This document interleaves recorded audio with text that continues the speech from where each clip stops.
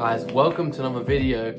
If you have not seen me before, my name is Abraham and this is my channel for my road to becoming an Olympian. So here on YouTube I do more analysis based videos of competitions, training updates, but they're not as regular. If you want the regular stuff, that will be found on my Instagram and TikTok.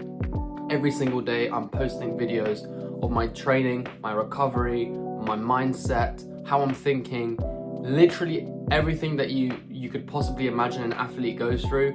I post the content. So yeah, I mean, it would be great if you guys could stay tuned for this video. But yeah, okay guys, it's been a while. For my first competition, so that's what this video is going to be about. I'm going to be talking about like the whole competition from my perspective, and yeah, just talk about it in general as well. So I had London Indoor Games last weekend. I haven't actually had the time to film this video for a while, so I'm really going to try and make time to make more YouTube videos. But yeah, London Indoor Games was good. I was aiming to get there. I had 60 meters and long jump, and the 60 meters was on first. It was on in the morning, and the long jump was on in the afternoon time. Because I had to be there in the morning, I had to leave the house early.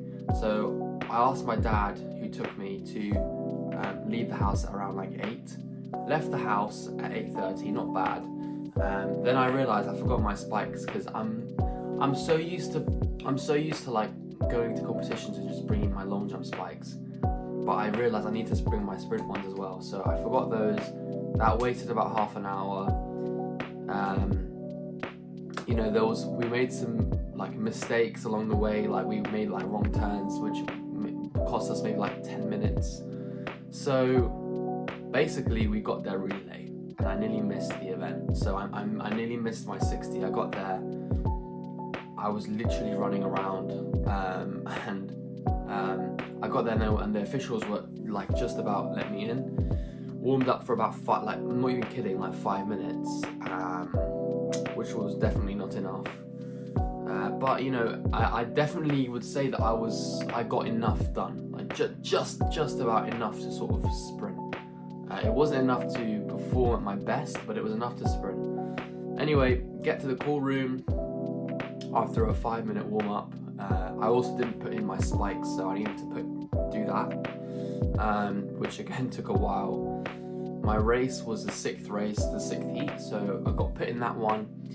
I think I placed 4th in that race, and I ran a PB. I don't know how, but by 100th of a second, so 7.28. That was my 60-meter personal best, which is not great, really, based on how I'm training, etc. I feel like the race itself, I got a really good start, but apart from that good start, nothing else was good about that race. My reaction time was just on point. I probably might have jumped the gun a bit, like I was like, he's gonna go now, bang, and then when I went, like, the gun was, yeah. So anyway, good race. I mean, I wasn't disappointed, you know, PB, you can't really be disappointed with it, but I will say the way I ran was definitely disappointing, because people were passing me, and I just, my top speed usually is my greatest weapon, so, and I didn't really get to use it. But yeah, it happens, and I was definitely motivated for the second race, as I always am after the first heat. But yeah, definitely a bit sort of disappointed. I was hoping to have run a bit quicker than 7.28, to be honest. I was hoping to get into the 7.1. So, but anyways, got back to the warm-up area after a bit of a rest. Warmed up properly this time, did loads of block starts, did loads of drive outs to make sure my block start was just on point and I could push out better. And yeah, I was just in a much better state to actually run fast. And my second race, so I got there was a false start in the before the race. So obviously after that, if anyone else false starts, it's a straight DQ. So I couldn't risk that. So obviously I had to be a bit more cautious with my timing of set go. So I just reacted to the gun. I didn't really, because usually, right, you have to sort of guess it a little bit. You have to sort of guess it a little bit. If you just react to it, it will be a bit too slow. My reaction time was very slow in that second race, very, very slow. My start wasn't actually that great. I didn't get out the blocks like I did on the last one, but my top speed was a lot better. I ran a faster race. My top speed was there. I was with the guys, I was with them. I think I was 7th in that race, but it was like a lot closer. Like I wasn't left. So, I mean, it wasn't the best race. I ran a slower time, but I actually ran faster, and that's kind of, as a long jumper, what I'm concerned about. How fast am I running, especially the top speed? And yeah, obviously, a lot better. So yeah, I mean, I was pretty happy with the 60. I was very surprised that I was slower, but I was happy regardless with the way I was running. It's consistent. It's consistently around that 7.2, 7.3 mark, and we just had to build off that and try and get faster and faster, really. But obviously after that, there was a long break before the long jump, which was in the afternoon. So I had some food, had something to eat, and I also had just some time to chill and sleep actually on the track. So yeah, that was definitely good. It helped refresh my mind. And after that, the long jump was after, so I started warming up for that. And I think this was like the best time because all the senior 60 meters was going on, so everyone was there to watch that. Not sure everyone was there to watch the long jump, but there was still a lot of people there regardless, and it was a good atmosphere. And yeah, warmed up. And the thing is, right, when I was warming up for the long jump, for some reason, like, something came in my head that was like, I need to actually like take off. Like, I need to like not just like block. I'm sure I might find a video and put it over like an overlay. But usually when I take off and when I jump, I'm sort of like blocking and then taking off, which is not bad. I mean, I've jumped 7 meters 29 doing that, but I've never gotten height. That's something that I've never sort of been able to get or achieve.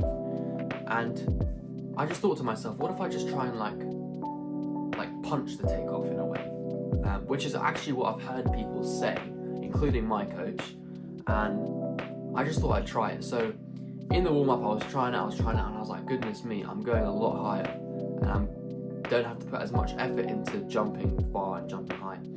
So I did my run-ups, did my warm-ups and everything, went to the call room, did some more run-ups. I actually shortened my run-up, so my run-up used to be very long, like, to be honest, too long, in my opinion. I had no control over it. It was basically pure luck if I got a foul jump or not foul jump. So I shortened it. Now it's a lot more consistent. It's 16 strides instead of 20, and it felt good. I was definitely getting to top speed. I think there's still rhythm issues, not issues, but I need to clean it up a bit. But yeah, anyways, first round, or in the warm-up, I actually jumped in the warm-up and just to get myself a foot placement on the board. I always do that. And I jumped so much further without having to think about it, like without having to try. Because this was the warm-up, and I was probably jumping over 7 meters in the warm-up. So first jump, I did it, foul, unfortunately. But I was like, if I do that, this is going to be good. And so second jump, I tried to just get on the board. Wasn't great, to be honest. Was not a great jump. I had an issue of over-rotating in this competition. Sort of just like rotating and not getting a landing. But that happened. It happens sometimes. I've had competitions like that before, and I know how to fix it. So jump after that, 7.16. That was my best jump of the day. It's actually an equal indoor PB for me. I jumped that at British Champs last year when I was like in peak form. So this is me at the beginning of the season, and I'm already in that shape. So for me, I'm really confident now after that. So last round was a foul, but I think it was even further. Now, from this competition, without waffling too much, because I do waffle a bit, I'm already jumping those distances now. So for me, I'm just thinking, how can I improve? I've got Southerns next week, this coming weekend, and it's just long jump. All I'm focusing on is long jump. I get 6 rounds. The previous one I only got 4 rounds, so even more sort of chance to jump a bit further. There's more margin for error, which is a good thing for me. And yeah, I'm gonna just go to this competition not thinking too much about jumping far. Of course I have to think about that, but I'm gonna think more about sort of what I have to do to jump far. So takeoff, landing, etc. That always works for me. So based off of that, guys, very waffly, but London Indoor Games was good. And I'm very happy that I was able to perform near my best already this early in the season. And who knows, maybe I can get the Euro under 20 standard in the indoors. If you guys are interested in buying Antepes, the shoes that I keep rambling on about, there will be a link in the description. Antepes are such a good shoe. They're a spike and a trainer all in one. Got a carbon fiber plate in the middle of the shoe, basically meaning you'll have faster ground contact times during training, or even if you're warming up for a competition.